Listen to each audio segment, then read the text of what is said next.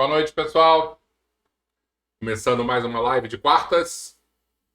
Hoje o Facebook estava com um probleminha à tarde, eu não consegui criar o evento, né, para divulgar desde cedo, como geralmente eu faço, mas eu dei um jeito e consegui criar a live no horário exato, né, um pouquinho antes das 8. A gente entrou até um pouquinho antes. Acontece, coisas de tecnologia, provavelmente deve ser alguma questão técnica deles. Porque eu mudei de computador, mudei de browser, mudei de tudo aqui e continuou dando erro. Então, muito provavelmente, o problema aqui não é meu, não. Deve ser lá deles mesmo. Enfim, vamos dar continuidade hoje ao nosso livro Nosso Lar, psicografado por Chico Xavier e ditado por André Luiz. E que Jesus nos abençoe e que possamos, como todas as quartas-feiras, de alguma forma, unir os nossos corações a esse mestre tão generoso e tão amigo de todas as horas, que nos acompanha nos momentos mais difíceis das nossas vidas. Ele é aquele ser que está do nosso lado quando caímos, aquele que nos oferece a mão, nos oferece o ombro, que de alguma maneira nos dá aquele suporte fundamental para continuarmos a nossa caminhada aqui na Terra. Espero que todos estejam muito bem. Dá só uma olhadinha aqui antes de dar boa noite a cada um de vocês. Hoje falaremos sobre A Jovem Desencarnada. Vocês devem lembrar, quem viu o filme, que existia uma menina que acabara de desencarnar e estava lá em nosso lar, um pouco perturbada ainda, né? Não estava nas suas melhores condições psíquicas. E André Luiz, de alguma maneira, conseguiu ajudá-la, conversar, né? Então a gente vai falar um pouquinho sobre esse ponto hoje. Vou dar aquela olhadinha para ver quem já está aqui conosco.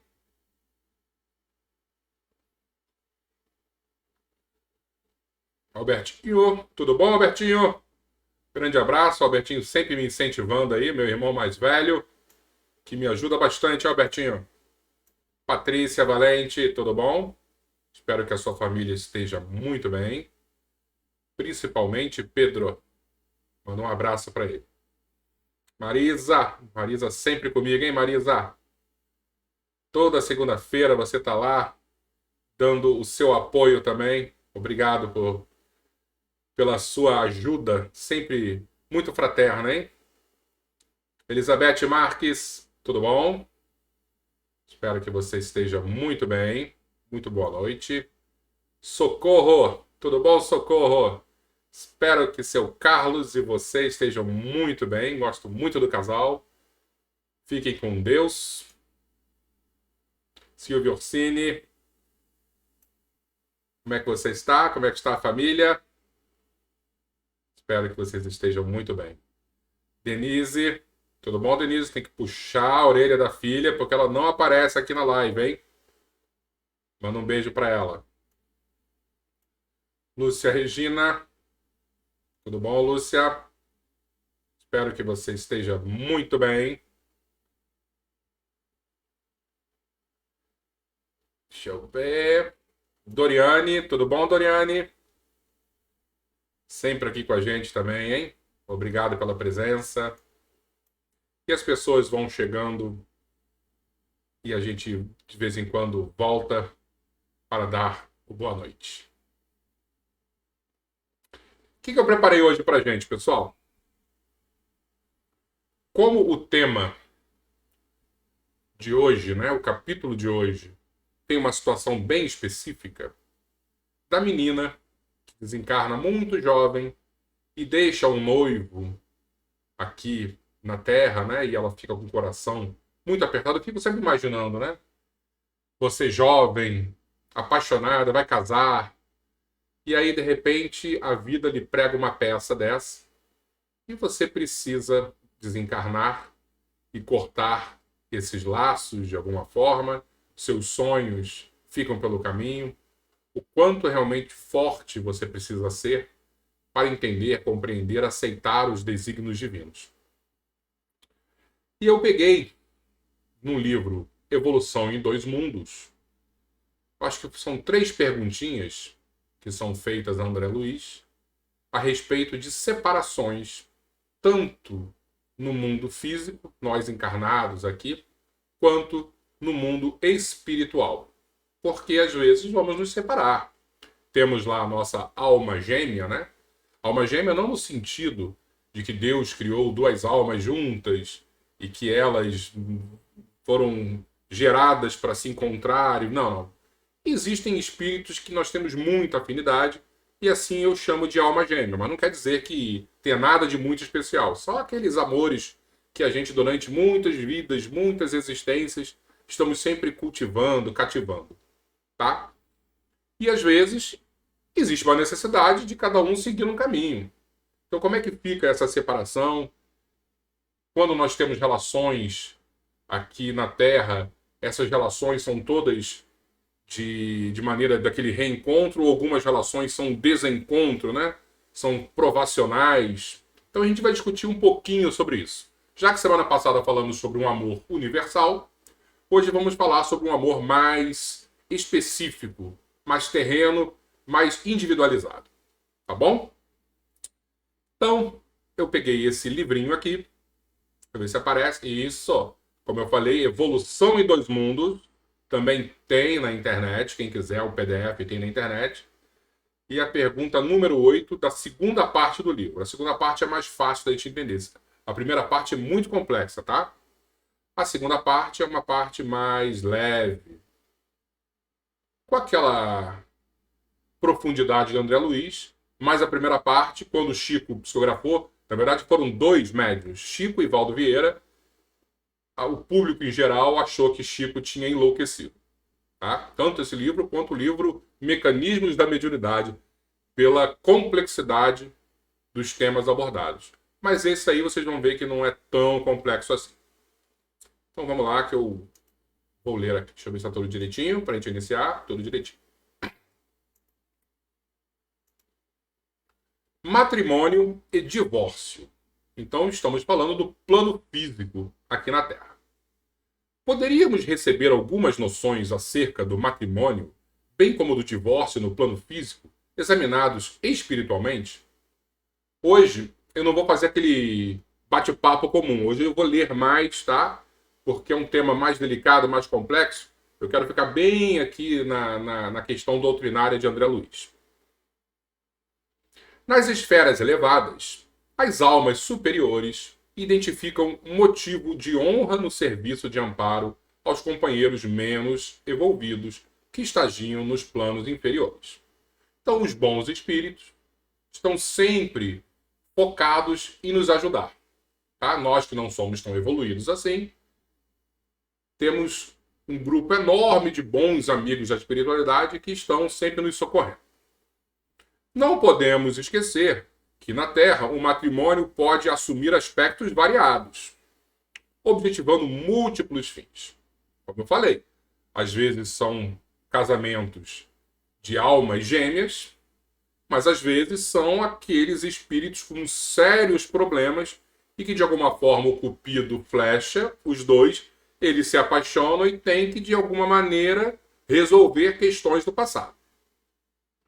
Em razão disso, acidentalmente, o homem ou a mulher encarnados podem experimentar o casamento terrestre diversas vezes sem encontrar a companhia das almas afins, com as quais realizariam a união ideal. Isso porque, comumente, é preciso resgatar essa ou aquela dívida que contraímos com a energia sexual aplicada de maneira infeliz ante os princípios de causa e efeito. Então, questões do passado, muitas das vezes, voltam nesta vida ou em vidas futuras para reunir espíritos antagônicos. Entretanto, se o matrimônio expiatório ocorre em núpcias secundárias, o cônjuge liberado da veste física, quando se ajusta à afeição nobre, frequentemente se coloca a serviço da companheira ou do companheiro na retaguarda, no que exercita a compreensão e o amor puro. Tá? Então, matrimônio expiatório, foi o que eu falei. Aquelas questões mais complicadas. Quando ocorre em núpcias secundárias, vamos supor, a minha esposa faleceu e eu vou encontrar nesta vida uma outra mulher para casar, e essa não é a minha alma gêmea. Aquela que foi e que essa era a minha alma gêmea, de alguma forma, ela vai entender a situação, porque ela está mais espiritualizada, mais ciente, e vai ajudar o casal a resolver todos os dramas do passado.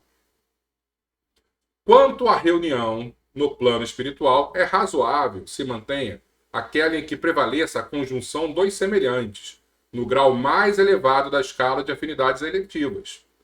Se os viúvos e as viúvas das núpcias efetuadas em grau menor de afinidade demonstram sadia condição de entendimento, são habitualmente conduzidos, depois da morte, ao convívio do casal restituído à comunhão, desfrutando posição análoga à dos filhos queridos junto dos pais terrenos, que por eles se submetem aos mais eloquentes e multifários testemunhos de carinho e sacrifício pessoal para que atendam dignamente à articulação dos próprios destinos. Então vamos lá, vamos criar de novo a situação. Eu sou casado aqui, minha esposa desencarnou, foi lá para o nosso lar. Eu arranjei uma outra esposa e casei. Quando nós dois desencarnarmos, e se formos ao nosso lar também, se a minha primeira esposa foi a minha alma gêmea, eu provavelmente vou continuar com ela. E a minha segunda esposa, se não tiver nesse envolvimento todo, e provavelmente não vai estar, porque a alma gêmea a gente só tem uma, não somos polígamos da espiritualidade, o que acontece? Esse terceiro elemento, se compreender, ele acaba sendo adotado como uma filha. Tá? O grande problema é esse, né? A gente compreender. Porque imagina, eu chego em nosso lar, tá a minha esposa com outro cara lá. Não, porque eles são almas gêmeas. Eu vou me meter nisso aqui, eu vou dar mó chilique, mó barraca em nosso lar. Mas, de alguma forma, as coisas não são assim. Existe um convencimento. Acho que a nossa mente deve mudar, né? Mas o importante é entender que essas situações acontecem. Contudo, se a desesperação do ciúme ou a nuvem, tudo que eu vou aprontar em nosso lar, ou a nuvem do despeito enceguecem esse ou aquele membro da equipe fraterna, os cônjuges reassociados no plano superior amparam-lhe a reencarnação à maneira de benfeitores ocultos, interpretando-lhes a rebelião por sintoma enfermiço, sem lhes retirar o apoio amigo, até que se reajustem no tempo. Ninguém veja nisso inovação ou desrespeito ao sentimento alheio, porquanto o lar terrestre enobrecido, se analisado sem preconceitos, permanece estruturado nessa mesma base essencial. De vez que os pais humanos recebem muitas vezes no instituto doméstico, por filhos e filhas, isso é interessante, hein? Aqueles mesmos laços do passado, com os quais atendem ao resgate de antigas contas, purificando emoções, renovando impulsos, partilhando compromissos ou aprimorando relações afetivas de alma para alma. Quantas vezes nós encarnamos aqui, eu, a minha alma gêmea, e recebo como filho, como filha, espíritos que foram em vidas passadas, grandes amores que nós tivemos, né? Problemas sérios com envolvimentos sexuais. E aqui, agora vem com minha filha, eu vou encarar como filha, não vou entender isso de maneira nenhuma, né? De maneira sexual. Espero que a média da maneira... De vez em quando a gente vê questões seríssimas, né? Onde existem relacionamentos incestuosos, que provavelmente devem vir desse distúrbio emocional, mas que na prática, na média, todo mundo se adequa a essa solução divina da família. Mas, se pararmos para pensar também, os nossos psicanalistas, principalmente Freud, ele de alguma forma enxergou isso e colocou o complexo de Édipo, o complexo de Eletra, entendendo que o filho ou a filha tem sempre um olhar diferente para o pai ou para a mãe. A gente vai ver aqui. É nessa condição que em muitas circunstâncias surgem nas entidades renascentes, sem que o véu da reencarnação lhe esconda de toda a memória, as psiconeuroses e fixações infanto-juvenis, cuja importância na conduta sexual da personalidade é exagerada em excesso pelos sexólogos e psicanalistas da atualidade. Freud, por exemplo, ele trouxe isso como verdade absoluta, né? Carentes de mais amplo contato com as realidades do espírito e da reencarnação, que lhes permitiriam ministrar aos seus pacientes mais efetivo socorro de ordem moral. Quanto ao divórcio, segundo os nossos conhecimentos no plano espiritual, somos de parecer não deva ser facilitado ou estimulado entre os homens. Isso é muito importante, hein? Nós que damos conselhos, se separa, vai viver uma vida, vai ser livre, vai curtir, você é tão jovem. Não devemos, de modo algum, incentivar nenhum tipo de separação. Porque não existem na Terra uniões conjugais, legalizadas ou não, no papel ou não, sem vínculos graves no princípio da responsabilidade assumida em comum. Mal saídos do regime poligâmico, os homens e as mulheres sofrem ainda as sugestões animalizantes. Nós somos animais. Para a gente é tudo muita novidade que num parceiro só. Tá? E é por isso que a gente tem que valorizar demais a família, porque isso nos espiritualiza. E por isso mesmo, nas primeiras dificuldades da tarefa que foram chamados, costumam desertar dos postos de serviço em que a vida os situa, alegando imaginárias incompatibilidades e supostos embaraços, quase sempre simplesmente atribuíveis ao desregrado narcisismo de que são portadores. Tá, eu vou terminar aqui porque o texto é um pouco... Eu vou ler só o último parágrafo aqui, que é muito importante. Entretanto, é imprescindível que o sentimento de humanidade interfira nos casos especiais e que o divórcio é o mal menor que possa surgir entre os grandes males pendentes sob a fronte do casal. Né? Porque às vezes a gente ouve assim, não separaram que Deus juntou, ok. Mas ao mesmo tempo, não matarás. E tem casais que estão quase se matando e a saída às vezes muito mais digna, com certeza, é a separação. Tá? Mas tenhamos muito cuidado na hora de uma intervenção, sempre tentando apaziguar e nunca dividir ou incendiar a relação dos outros. Principalmente dos outros. E aí vem o ponto da separação entre cônjuges espirituais. Deixa eu ver se está tudo direitinho aqui. De vez em quando eu dou uma pausa. Ok. Ocorre separação entre os cônjuges espirituais? Pode acontecer, por exemplo, que as autoridades superiores escolham um dos cônjuges para serviço particular entre os homens, atendendo a qualidades especiais que possua e com que deva satisfazer a questões e eventualidades terrestres. Então, por missão, muitas das vezes, olha só, você que faz parte desse casal tão bonito aqui no plano espiritual, vai ter que vir para a Terra para resolver umas questões muito importantes. Você tem que ser um ótimo professor e é imprescindível que você seja solteiro para se dedicar de corpo e alma aos alunos. Vamos criar uma situação hipotética. Por missão, às vezes a pessoa tem que vir. Além disso, esse ou aquele cônjuge, após venturoso estágio na esfera superior, necessita regressar aos círculos carnais para experiências difíceis, no resgate de compromissos determinados. O primeiro caso foi uma missão. Esse já seria uma prova, uma expiação. Então, muitas vezes, precisa vir sozinho para, de alguma maneira, resgatar débitos do passado.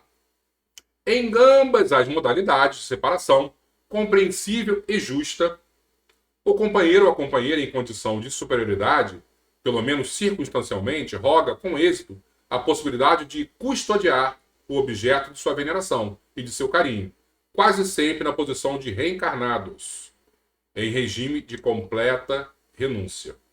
Tá? Então, a pessoa pode continuar no plano espiritual como se fosse a mentora, ajudando especificamente essa pessoa, ou pode encarnar também e de forma assim, ampla renúncia, porque sabe que não pode interferir nesse momento junto dela, casando com ela, porque de alguma maneira vai atrapalhar a missão. Ela vai ter uma renúncia e vai cooperar mesmo assim na encarnação desse ser amado. Tá? E o último ponto, só para a gente terminar, porque eu acho que é uma curiosidade que nós temos que ter, que eu acho que todos nós temos, né, essa curiosidade, eu sempre tive, é sobre disciplina afetiva. Eu vou ler só a pergunta e as primeiras linhas aqui. Em que base se verifica a disciplina afetiva nas sociedades espirituais das esferas superiores? Enganam-se, lamentavelmente, quantos possam admitir a incontinência sexual, isso é, o ato sexual, como regra de conduta dos planos superiores da espiritualidade. Então, o espírito superior, no plano espiritual, não faz sexo. Ah, não, porque existem relações sexuais maravilhosas na espiritualidade. Não é na espiritualidade superior, segundo André Luiz. Médios que têm observado as regiões de licenciosidade ou desencarnados que a respeito delas venham a traçar essa ou aquela notícia, reportam-se apenas a lugares naturalmente inferiores, extremamente afins com a poligamia embrutecente, por mais brilhante lhes externem as conceituações filosóficas. Tá bom? Nos planos enobrecidos, depois quem quiser ler, ele vai dizer que existem casamentos, tal, papá, o amor puro, tudo bonito, né? Mas relação sexual em planos superiores não existe. Perfeito? Quer dizer, né? Quer dizer que há muito tempo em nosso lar existia.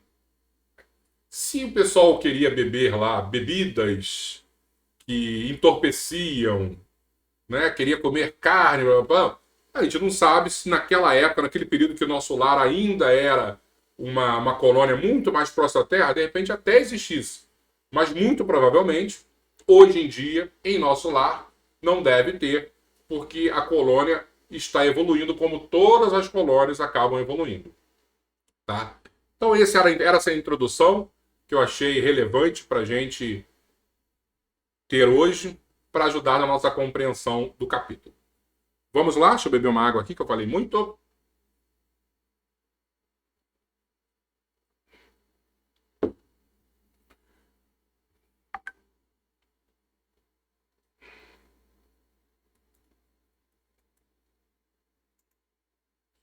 Pronto. Vou achar aqui. A jovem desencarnada. Vamos iniciar então.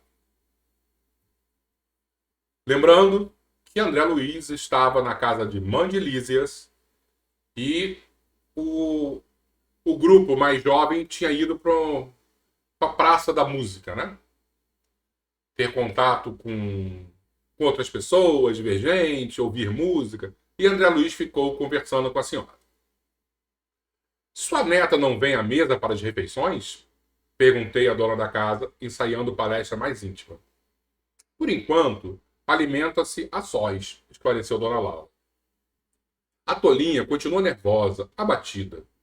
Aqui não trazemos à mesa qualquer pessoa que se manifeste perturbada ou desgostosa. Que sabedoria, né? Quantas vezes você está num evento familiar e tem alguém que não está bem e de alguma maneira traz todo o mal-estar a todo mundo e vira aquela brigalhada do caramba.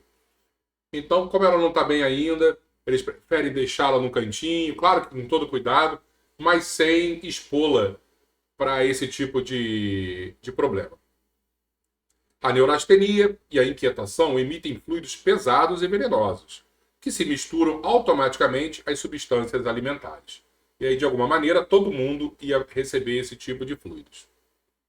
Minha neta demorou-se no umbral 15 dias, em forte sonolência, assistida por nós. Deveria ingressar nos pavilhões hospitalares, mas afinal veio submeter-se aos meus cuidados diretos. Que interessante, né? Ela deveria ter ido para o hospital, como André Luiz foi, mas conseguiu ir para casa e ser cuidada, né, pela avó, de maneira bem delicada, de maneira bem atenciosa. Manifestei desejo de visitar a recém-chegada no planeta. Seria muito interessante ouvi-la. Há quanto tempo estava sem notícias diretas da existência comum? Você vê que André Luiz está com aquela saudade do planeta Terra enorme, né? É como se você estivesse num outro país, sem nenhuma notícia da sua cidade, e chega alguém de lá. Véi, como é que tá o Rio de Janeiro? A violência aumentou, diminuiu? Quem é o novo prefeito? Quem é o governador do estado? Então ele devia estar com muitas perguntas para fazer à menina. A senhora Laura não se fez rogada quando lhe dei a conhecer meu desejo. Demandamos um quarto confortável e muito amplo. Uma jovem muito pálida repousava em cômoda poltrona. Surpreendeu-se vivamente ao ver-me. Este amigo, Heloísa, explicou a genitora de Lísias, indicando-me, é um irmão nosso que voltou da esfera física há pouco tempo. A moça fitou-me curiosa, embora os olhos perdidos nas fundas olheiras traduzissem grande esforço para concentrar a atenção. Cumprimentou-me, esboçando vago sorriso, dando-me eu a conhecer por minha vez. Deve estar cansado, observei. Antes, porém, que ela respondesse, adiantou-se a senhora Laura, procurando subtraí-la a esforços sobrepôs-se fatigantes. Heloísa tem estado inquieta, aflita. Em parte, justifica-se. A tuberculose foi longa e deixou-lhe traços profundos. Entretanto, não se pode prescindir a tempo algum do otimismo e da coragem. Né? Lógico, mas temos que entender que a menina acabou de desencarnar, deixou o noivo na terra, e realmente que vazio no coração ela deve estar sentindo, né? Vi a jovem regalar os olhos muito negros, como a reter o pranto, mas em vão. O tórax começou a far-lhe violentamente e, colando o lenço ao rosto, não conseguia conter os soluços angustiosos. Tolinha, disse a meiga senhora abraçando-a. É necessário reagir contra isso. Estas impressões são os resultados da educação religiosa deficiente, nada mais. Bem vó falando também, né? Sabe que tua mãe não se demorará e que não podes contar com a fidelidade do noivo, que de modo algum está preparado a te oferecer uma sincera dedicação espiritual na terra. Bem aquilo que a gente estava falando, né? Das nossas grandes almas gêmeas que sempre vão esperar, que se amam, que se respeitam. Mas dá para entender, o jovem. A moça desencarnou, vai esperar o quê? Que ele passe 50, 60 anos da vida celibatário? Não dá também, né? Tem que pegar leve com ele, né? Ele ainda está longe do espírito sublime do amor iluminado. E, olha, sinceramente, eu não conheço ninguém que estaria perto desse sublime amor sublime e iluminado. Hein? Ainda mais muito jovem. Naturalmente, desposará a outra e deves habituar-te a esta convicção. Nem seria justo exigir-lhe a vinda brusca. Ah, agora sim, hein? Sorrindo maternalmente, a senhora Laura acrescentou. Admitamos que viesse, porção da lei. Não seria mais duro o sofrimento? Não pagarias cara a cooperação que houvesse desenvolvido nesse particular? Não te faltarão amizades carinhosas, nem colaboração fraternal para que te equilibres aqui. E se amas de fato o rapaz, deves procurar harmonia para beneficiá-lo mais tarde. Além disso, tua mãe não tarda a chegar. Penalizou-me o pranto copioso da jovem. Procurei estabelecer novo rumo à conversação, tentando subtraí-la à crise de lágrimas. De onde vem você, Luísa? Interroguei. A mãe de Lísias, agora calada, parecia igualmente desejosa de vê-la desembaraçar-se. Deixa eu ver se está tudo direitinho aqui. Ok. Após longos instantes em que enxugava os olhos lacrimosos, a moça respondeu. Do Rio de Janeiro. Mas não deve chorar assim, objetei. Você é muito feliz, desencarnou há poucos dias, está com seus parentes e não conheceu tempestades na grande viagem. Ele se colocando bem como recordação própria disso, né? Porque ele chegou lá, não tinha parente nenhum, tirando a mãe dele, que depois apareceu, lógico. Passou lá seus 8 anos no umbral, a menina 15 dias só. E aí ele colocou, calma, calma que você não tá mal, você tá muito bem comparado a mim. Ela pareceu reanimar-se, falando mais calma. Não imagina, porém, quanto tenho sofrido. 8 meses de luta com a tuberculose. Não obstante os tratamentos. A mágoa de haver transmitido a moléstia à minha carinhosa mãe. Além disso, o que padeceu por minha causa o pobre noivo é inenarrável. E quando eu li isso, eu pensei tanto dos nossos companheiros, né, que desencarnaram com o Covid, Quantas pessoas chegaram lá e de pouco iam descobrir que outros parentes também iriam chegar por conta e falar assim, eu que passei essa doença para minha avó, eu que passei para minha mãe, ou para o meu filho, para minha neta. Que coisa complicada. Como a gente tem que ter muita oração, né, e muita compaixão para as pessoas que de alguma maneira passaram por isso, né, e que estão ainda sofrendo tanto. Ora, ora, não diga isso, observou a senhora Laura a sorrir. Na Terra temos sempre a ilusão de que não há dor maior que a nossa. Pura cegueira. Há milhões de criaturas afrontando situações verdadeiramente cruéis comparadas às nossas experiências.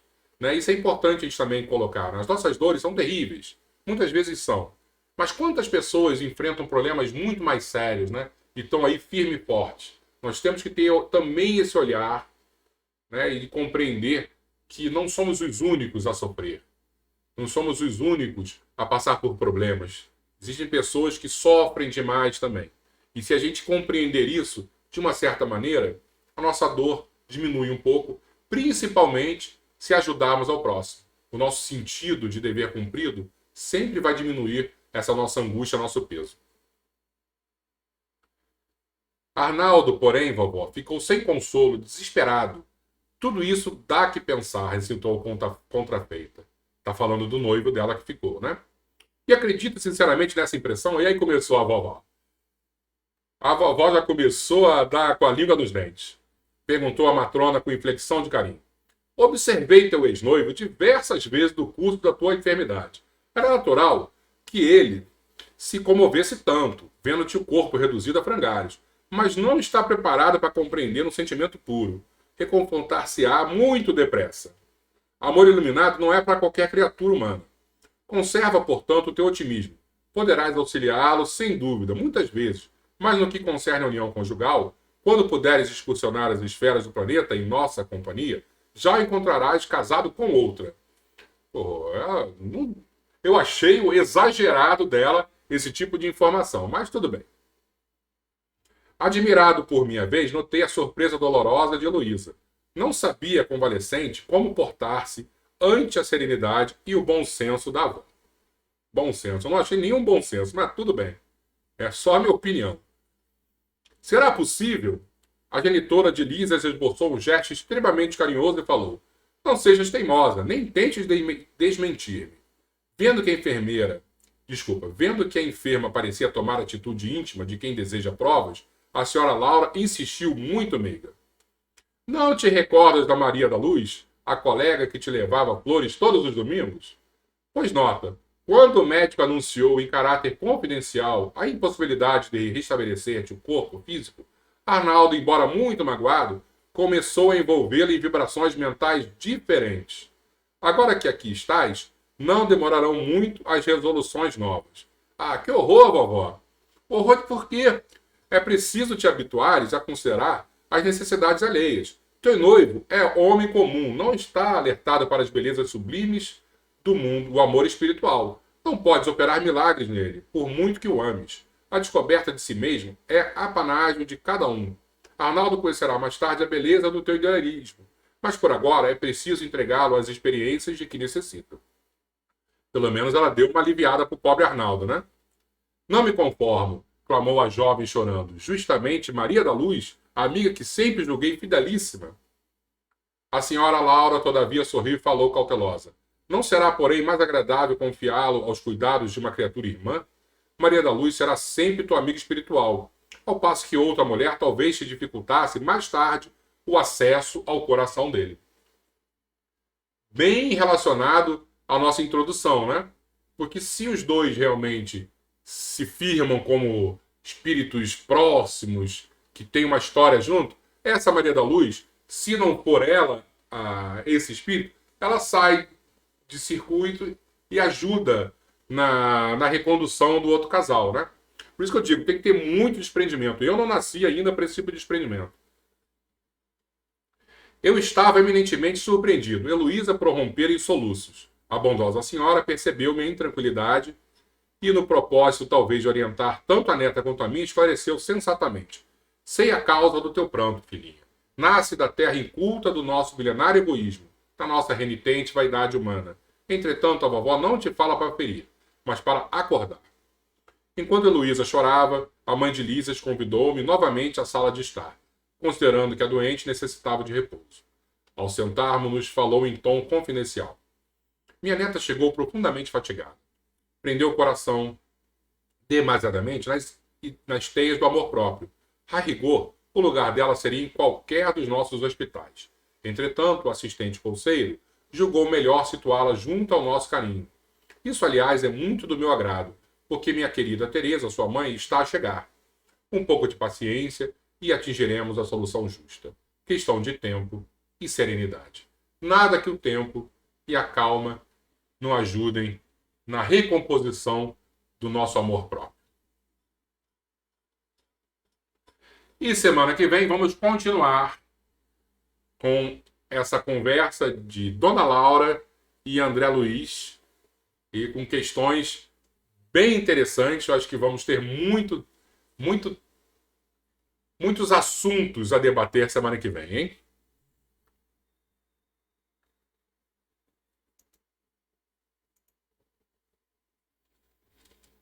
E chegamos então ao final de mais um capítulo de Nosso Lar. Espero que vocês tenham gostado. Eu achei assim bem impactante esse capítulo. Justamente, é claro que também a gente tem que entender que é uma visão de 1930, 1940, né? Onde as relações humanas eram completamente das relações humanas que existem hoje. Hoje nós temos aí alguns intelectuais falando das relações líquidas, onde ninguém se prende mais a ninguém. E mais interessante, né? Eu tenho uma grande amiga que trabalha com evangelização infantil, infanto-juvenil. Não é infantil. Trabalha com adolescentes e jovens. E adolescentes e jovens hoje em dia não acreditam mais na monogamia. Todos, de alguma forma, são refratários a isso. É o conceito de poliamor. Eu acho um absurdo total, esse tipo, e sem nenhum tipo de puritanismo, né? Não estou falando nada disso. Mas como conceito para jovens, eu acho isso muito errado.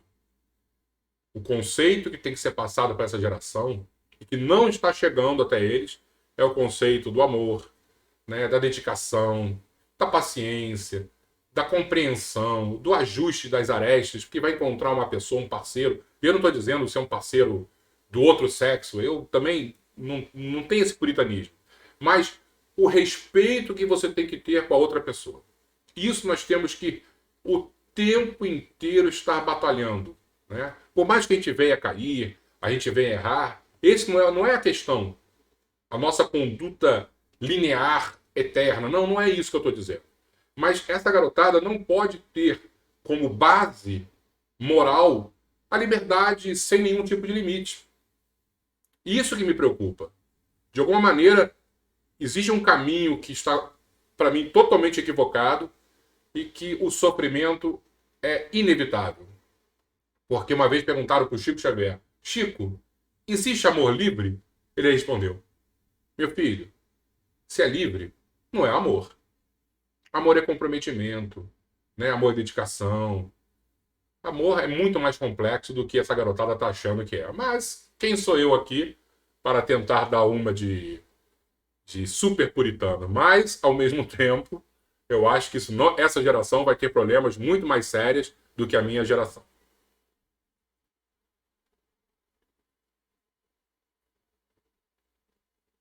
O amor não está dentro do sexo. É isso mesmo, Albertinho? O sexo é que está dentro do amor. Sexo deve ser com amor e por amor. O verdadeiro amor é maior, diz Bezerra. Só o amor constrói. É exatamente isso, Albertinho. Exatamente isso. Né? Por isso que a responsabilidade que os educadores têm com essa garotada que está vindo aí. Tão livre, tão desamarrada a questões sociais, mas ao mesmo tempo sofrendo tanto, com tanta depressão e com tanto suicídio batendo as portas de cada família que tem por aí. Tenhamos muito cuidado e respeito, principalmente em função ao sexo. Vamos finalizar, pessoal? Fazer a nossa prece. E como semana passada discutimos sobre as questões do amor universal, né? Fazer um convite para que esta semana a gente também foque nesse tema. O mundo, acho que jamais necessitou de tanta oração, de tanta oração. E se nós, aqui, nessa quarta-feira, estamos voltados a esse Mestre Jesus, que é o exemplo mais próximo do amor perfeito de Deus por nós, vamos pedir imensamente por Ele, para que a sua paz, principalmente a sua paz, o seu amor, chegue nos corações mais distantes e mais, assim, sofridos desse planeta. Vamos lá, pessoal. Vamos fechar os nossos olhos, como de costume, e lembrar que Jesus, Príncipe da Paz, não nos pede nada além da boa vontade uns com os outros. Quantas vezes estamos perdidos, estamos afastados dessa moral que há 2000 anos insiste em entrar nos nossos corações. Mas quantas vezes também negamos, fechamos as portas desse amor tão profundo que Jesus nos dedicou. Quanta infelicidade, quanto desespero, quanta dor por insistirmos nesse caminho. E se hoje aqui estamos pedindo, rogando, suplicando a esse Mestre que a sua luz sagrada abrace os corações que desconhecem essas palavras tão nobres, pedimos também que os nossos corações possam estar protegidos, porque mesmo sem querer, quantas vezes nós entramos em batalhas ideológicas, em discussões infrutíferas, em brigas que só destroem um futuro que estamos tentando construir. Então, Mestre amado, além de pedir por aqueles que estão diretamente relacionados, envolvidos em dramas tão profundos, tão complexos, também rogamos pelas nossas vidas, que de alguma maneira entendamos o nosso papel nesse tabuleiro, que possamos compreender a necessidade da paz, do amor e da compreensão. Que comecemos nas nossas casas, nas nossas famílias, nos nossos círculos mais íntimos. Pacifica, Senhor, os nossos corações. Muito obrigado, Mestre amado. Fica conosco, nos abençoando, amparando e principalmente fortalecendo tudo o que nós acreditamos, mas ainda não temos a energia necessária para a transformação verdadeira. Obrigado, Senhor.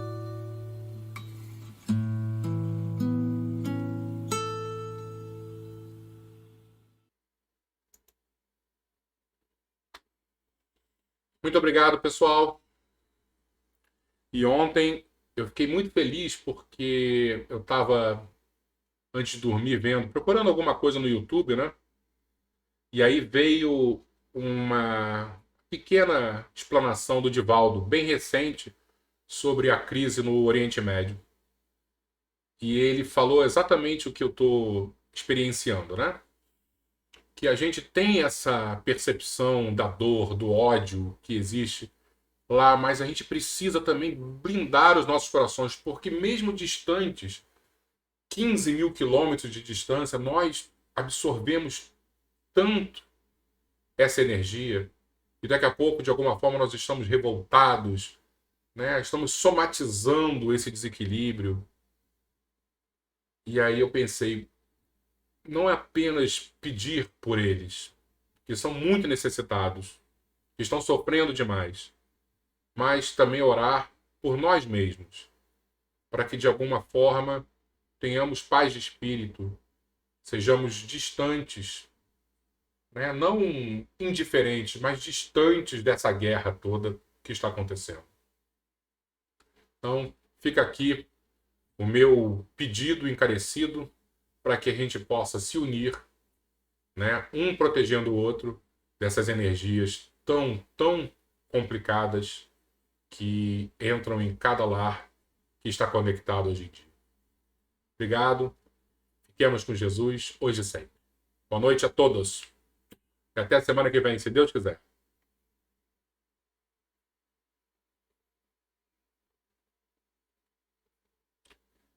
Deixa aqui. Achei.